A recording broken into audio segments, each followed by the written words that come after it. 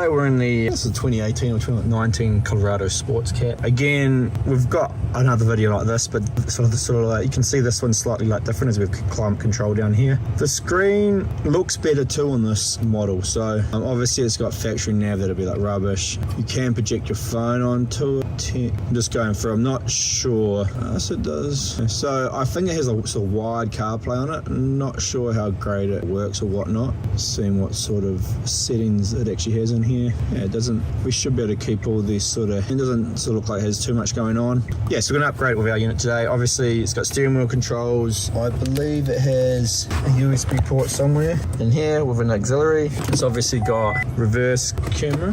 There you go, so it's got reverse camera with trajectory lines. We should be able to keep all that still working. Steering wheel controls, obviously we'll keep those working, and the auxiliary and USB. First thing we need to do is pop these little silver trims off. You get trim removal tools in your kit. Seems to always work best when you go in from there. These have been popped off before, I'd say, because they come off pretty easy, but they will come off. If they're a bit harder, just slowly work them, they always eventually come off. It is plastic, don't go too hard on it. 1, 2, 3, 4 need to come off, which I think is 7 mil. So take out those 4, put them in the cup holder or somewhere where you know where they are, because you will be using them again. And now basically the whole thing's going to come out. So you can start from the bottom normally, work your way up. They're just plastic clips holding these in, so again, just go around and sort of work it a bit. It'll eventually come off. You can get your hand under here just to help give yourself a bit extra, and then it has to kind of come down and out from the top. So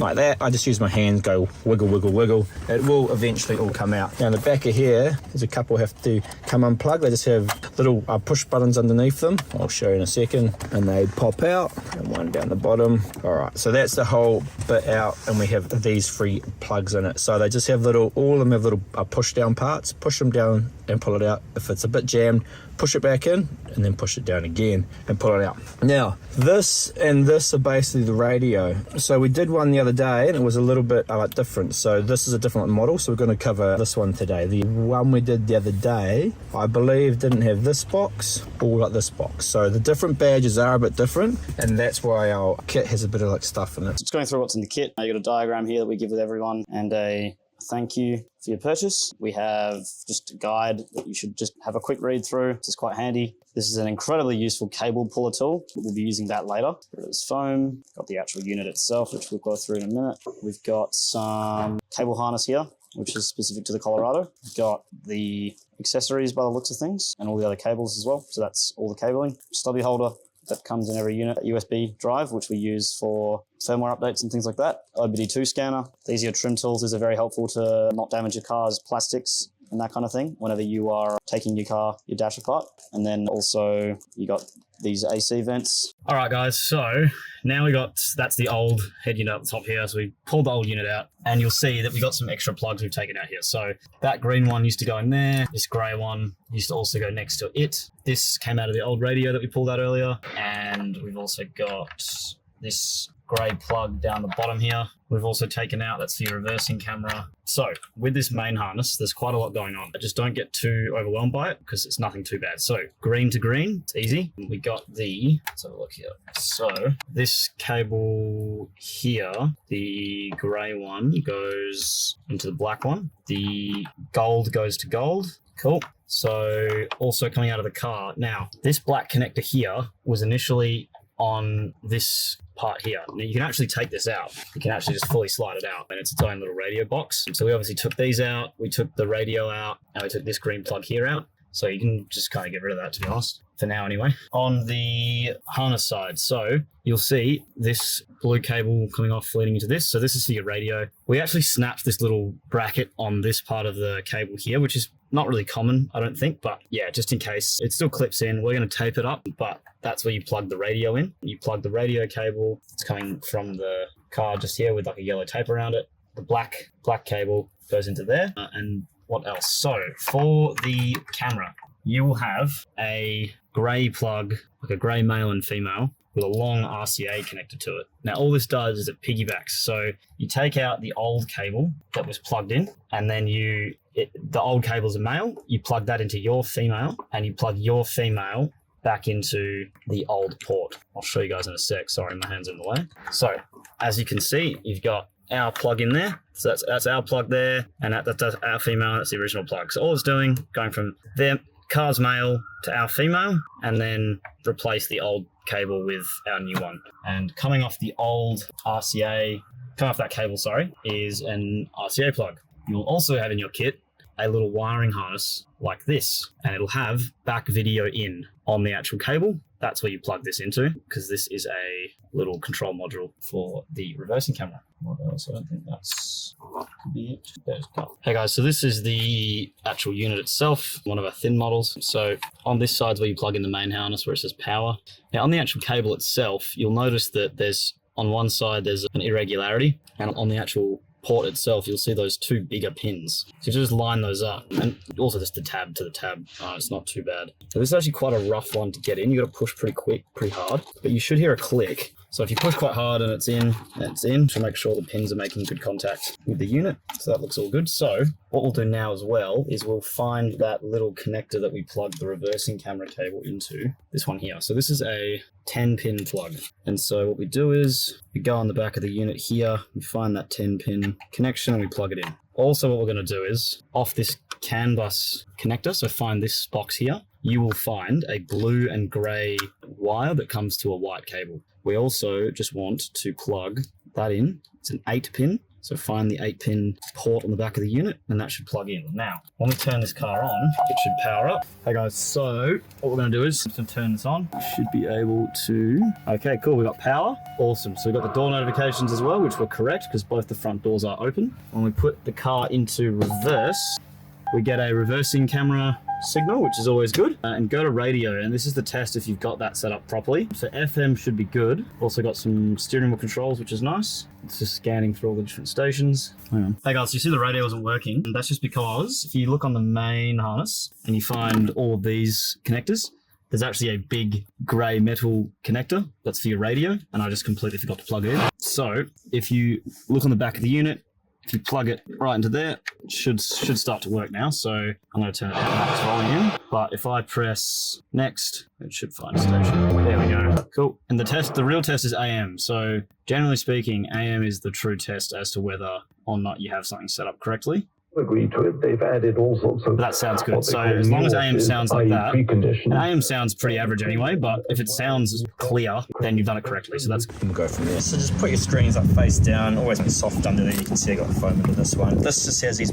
little clips around the outside. I'll pop them like one by one, put pressure on the front, and the whole thing will just like jump out like that. You might just like need to pop like one side and then get to the other one and then go back. You can use your trim tools to get into here if you don't need to. Enjoy. So we've just clip this like back into our one here, you can see, and we've put 2 screws in here. Well, those screws have just been taken from these 2. Then you like pop out the aircon vents. It's easiest to kind of bend them from the inside out and then get them out. They've got 3 clips on each side, because if you pop the inside first, then it's a bit easier to get these clips on the outside, and then they slot straight into there like that. And then the only things you've got like left after that, the clips. So you just get a flat head under there, bend them off, and like put them onto like our fascia in the spots. And then up the top here we have these that screw in obviously like so, and that is those 2 top ones here. So they screw, so they're on like an up angle, not a down angle, so they go that way. And there's 2 little screws in the bag for those, just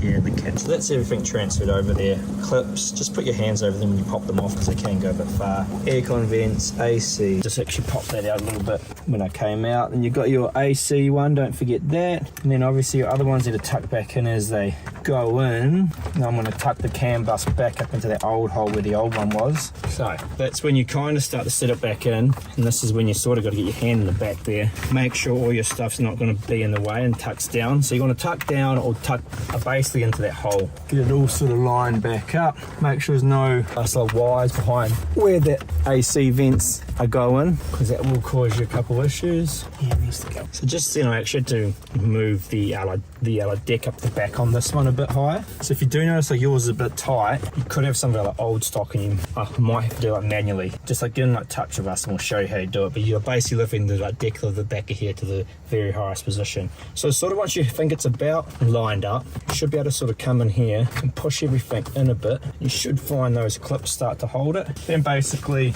we want to turn it on, check that something happens.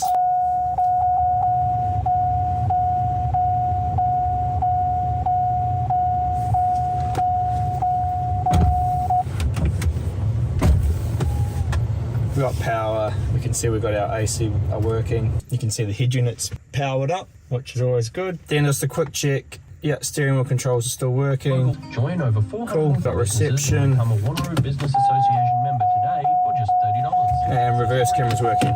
Events, Awesome. So promotion and be part of a supportive team. turn that off. Visit uva.asn. That's basically everything now. We need to put our 4 10 mils back in and our silver trim, and then we'll go from there really. Sorry, I said 10 mil before. Obviously these are like these 7 mil ones. Go around, tighten them all up, grab your trim. Just make sure to have these centered before you go and clip the trims back on, because if you don't, they touch the edge like that. Make sure this goes in. If it doesn't go in, pull it off and try again, because it will go in. You just need to get it all lined up. I'll come over here and do this one first. Maybe start with the top. That little top one seems to be a bit tighter. Yeah, there we go. You'll feel them when you get them. That's better. So if you don't get it first time, don't stress, just take it back off. Come in for round 2. Seem to work better getting that sort of top one to kind of line up first, and then coming down. The top one seems super tight.